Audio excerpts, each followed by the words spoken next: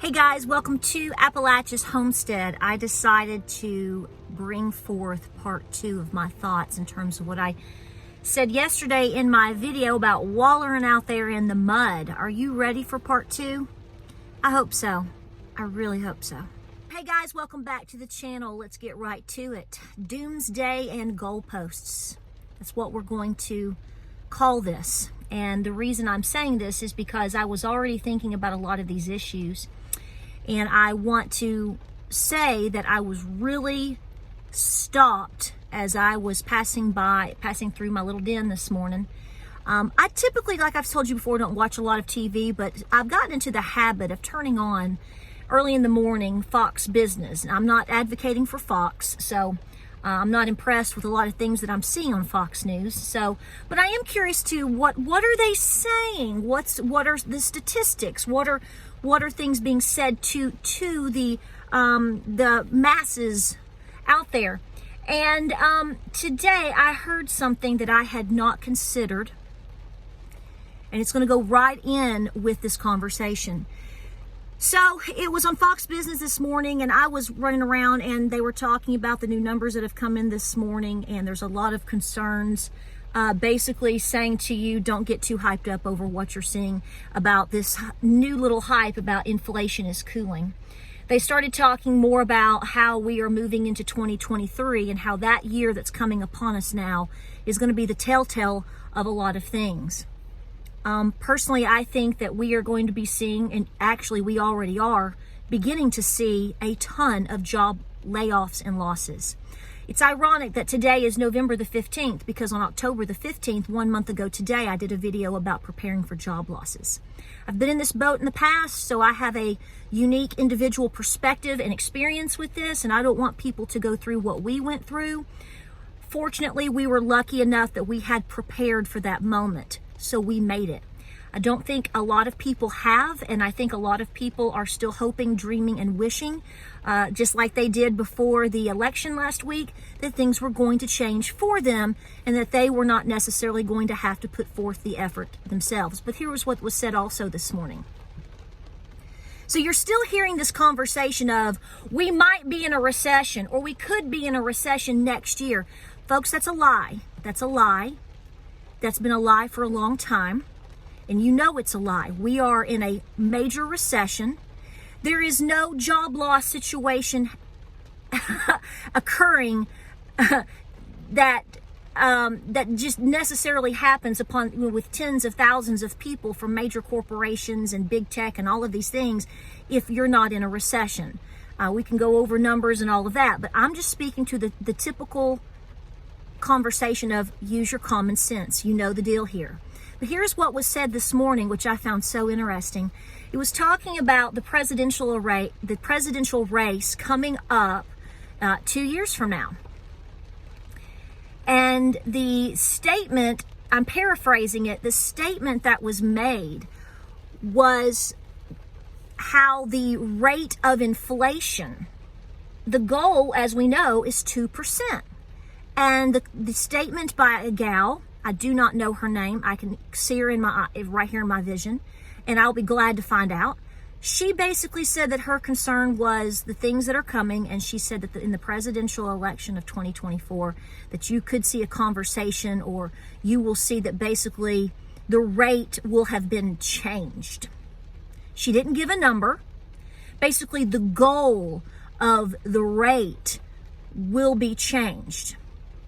So the way that I took that, which is the way I think you're probably going to take it, is instead of the goal being 2%, it might end up being hypothetical 4.5, I don't know.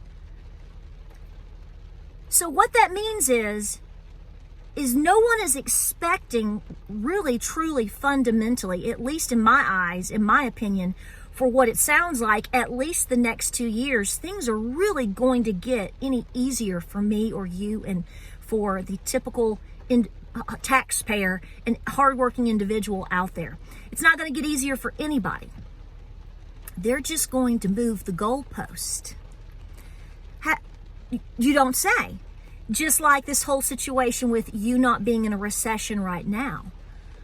You know, by the time they actually admit to us that we're in a recession, you're probably going to realize that we're in a depression at the rate that we're going right now.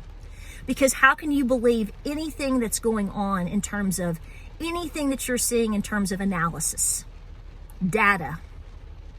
Heck, you can't even believe in anything that comes forth with an election result, because we are twisted and led around by the nose so hard, you don't know what to think anymore. That confusion is deliberate. And the question becomes is how often and how long are we going to continue to allow ourselves to be lied to? Just like in the video that I posted yesterday. No, you're not going to put yesterday's burnt French toast sloshed on one side of the plate, good, and ask me if everything's okay. And I actually am going to sit there and tell you that it is. It's not. You need to be having the hardest conversations with yourself, your family, and your kids. I have been saying this for well over a year. You can go back in my playlist, and I took some serious heat from a few people last year because basically they wanted to accuse me of saying that I was trying to ruin their kids' lives. Who would actually have a conversation with little children or young people about a Great Depression and hard times? Well, I'm going to tell you what, baby doll, they are about to go through it. They're already walking in the valley. They just don't realize it yet. I pray that maybe your family will be spared from job loss and a lot of things that a lot of people are about to go through, and a lot of things that people are already going through. You know, times may be still pretty good for you right now. I pray that it is. I hope that I pray for a miracle every single day of my life. Like I've said before, I have three young boys, three young men as my children. And as a mother, to see them entering this type of situation as young men and as young adults is heartbreaking for me. But you know what? I don't spare them the conversation. I tell them they have to work. I tell them they have to save. No, we're not buying that. No, we're not going here. No, we're eating leftovers. No, you can't do that. No, the heat. Go put on an extra sweater if you're cold. Whatever the conversation needs to be. No, we're not getting any wants for Christmas. It's going to be all needs. It's going to be all needs this year. There shouldn't be anything my kids should want. They might want something. Heck, I'd take a Ferrari, but let's get in reality here. You better be having these hard conversations immediately. If nothing ever happens to you or anyone in your family, praise the Lord. But it's happening to a lot of people. And it's going to hit them harder because they refuse to have this conversation that I am absolutely pushing you to have today. All the while things get worse or things get harder and the rain continues to pour. You're being lied to. You're being told things are good. You're being told things that the economy is strong as hell. Really? Come to Walmart with me and walk around and let's ask everybody what they think. Do they think the economy is strong as hell? Let's follow them over to the BP station as they struggle to fill their gas tank. When they come home and their gas bill or their electric and their heat bill, as winter here is setting in, has gone up 30 or 40%. That's not strong as hell. That's living in hell. These are the conversations and the tones that we're going to have. Doesn't mean that we're full of hate. It means we're telling the truth and we're trying to save people. We're trying to help people. Pushing people into denial and lying to them as they are starving isn't exactly a point that I would say is strong as hell. That's why I've told you last week, right after the election, the midterms, you better prep like hell. What they're telling you that you're living in, what they're telling you that the world is not what most of us are seeing and most of us are living. And it's certainly not what we're paying for.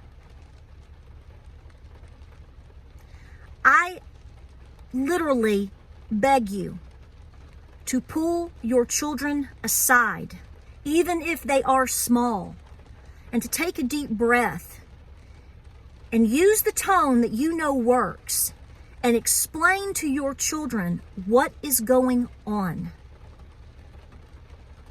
Why would you want to lie to your family? Why would you want to lie to your children? The same manner in which you are right now bold-faced being lied to. Why would you want to turn around and do that to someone else? You don't. You think you're saving them. I understand. But people have got to be putting away food. People have got to be saving every penny they can in order to get through winter. People have got to wake up to the reality that we are in together. Are we going into a depression? I pray not. But the fear is the goalposts keep being moved deliberately, just like they're feeding you or serving you up a glass of sand and telling you to drink the pure water. Are you going to be able to know the difference?